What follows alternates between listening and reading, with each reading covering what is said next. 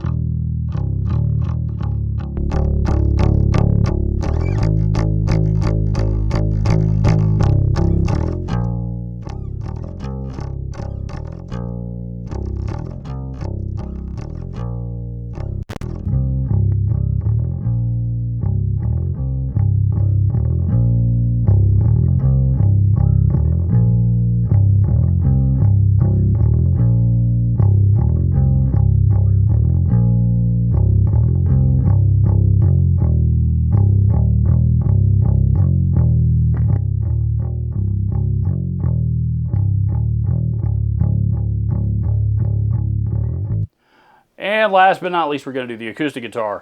I'm just going to grab my trusty Yamaha A1R, which is a spruce top rosewood back and sides Dreadnought cutaway Dreadnought acoustic. This one I don't need a preamp pedal because there's one built into the guitar. So again, guitar, looper, Pulse IR, and again straight into the interface.